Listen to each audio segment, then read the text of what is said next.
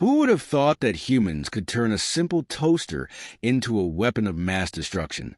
The room fell silent as Captain Klaus of the Galactic Empire's Starfleet processed the report from his intelligence officer. The sheer absurdity of the situation was almost laughable, but the gravity of the matter couldn't be ignored. Klaus had read countless reports about human ingenuity, but this latest revelation surpassed anything he could have imagined. "Explain," Klaus ordered, his voice a mix of curiosity and concern. Lieutenant Schmidt cleared his throat. "Captain, during a routine surveillance mission at the edge of the Milky Way, our probes detected unusual energy readings from a human outpost. Upon closer inspection, it appears they repurposed common household appliances, including toasters, into weapons. The energy output is extraordinarily high." Klaus's three eyes narrowed as he studied the data on the screen before him. "Are you certain this isn't a fabrication?" Schmidt nodded firmly. "Absolutely, Captain. The readings align with advanced energy technology far beyond what we've ever attributed to humans." Klaus leaned back in his chair, deep in thought. The Galactic Empire had long considered humans a minor nuisance, a primitive species hardly worth their attention. But this new information suggested the Empire had severely underestimated them. "We ignored the Zilani Alliance's warnings about human ingenuity," Klaus murmured.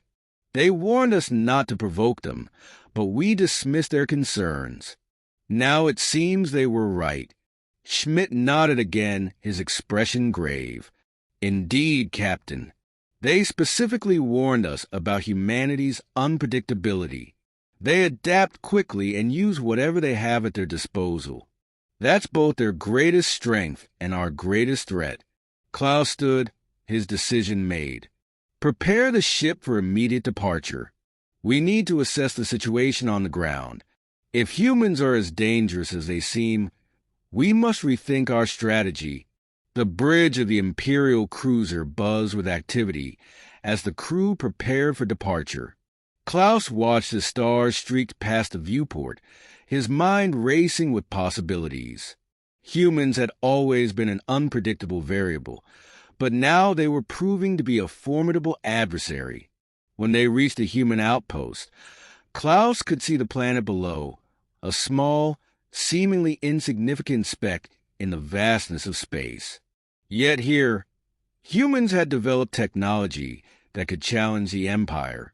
Lieutenant Schmidt began scanning the surface for the source of the energy readings, Klaus commanded. Schmidt worked quickly, his fingers flying over the console. "Captain, I'm detecting multiple energy signatures.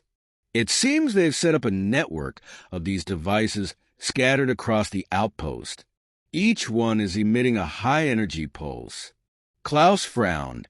"Can we disable them remotely?" Schmidt shook his head. "Unlikely, Captain. The devices are heavily shielded. We'll need to send a team down to investigate." "Very well," Klaus replied. "Prepare a landing party. I want to see these devices up close." The landing ship glided smoothly through the atmosphere and touched down on the rocky surface of the outpost.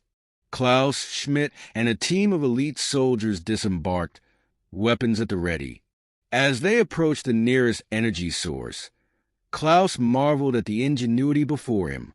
A simple toaster, modified with components far beyond its original design, pulsed with a blue glow. The device radiated energy, a testament to human innovation. "How do they do it?" Klaus muttered aloud as he examined how something so mundane had been transformed into a weapon of such power. Schmidt scanned the device with his tricorder. "Impressive, Captain.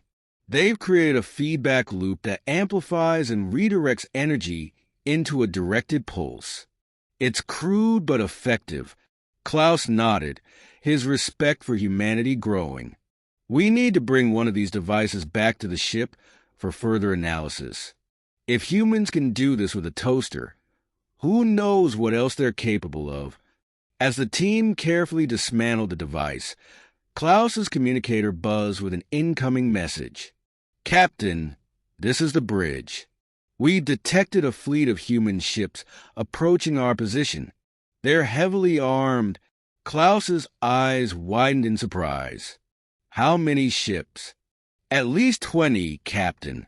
They'll be within firing range in 5 minutes. Klaus turned to his team. We need to return to the ship immediately. Bring the device and let's move. We don't have time to waste.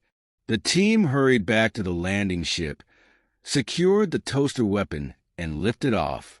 As they ascended, Klaus could see the human fleet on the horizon, an impressive array of ships bristling with weapons.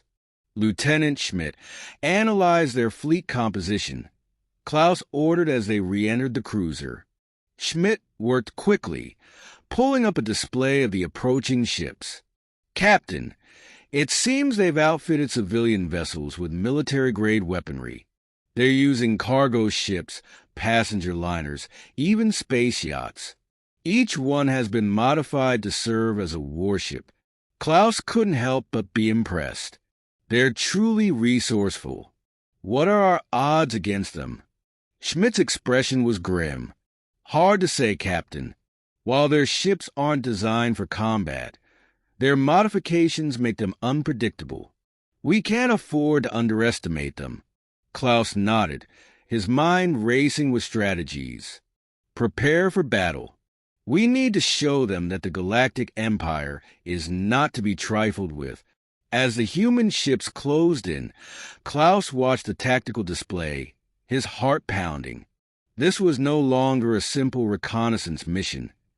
It was a fight for survival. The first shots were fired, and the battle began. Human ships darted through space, their unconventional tactics catching the Imperial fleet off guard. Klaus's ship shuddered under the impact of enemy fire, alarms blaring across the bridge. Return fires, Klaus shouted, gripping the edge of his command chair. Target their lead ships and concentrate our attacks. We need to break their formation. The Imperial cruiser's weapons roared to life, returning fire with precision. But for every human ship they disabled, 2 more seemed to take its place. The battlefield was a chaotic dance of light and destruction, a testament to humanity's tenacity. Klaus's mind raced as he coordinated the defense. His respect for humanity grew with every passing second. They were outmatched in technology, but their creativity and determination made them a force to be reckoned with. As the battle raged, Klaus knew one thing for certain. The Galactic Empire had underestimated humanity for far too long. The warnings of the Zilani Alliance had been ignored, but now it was clear.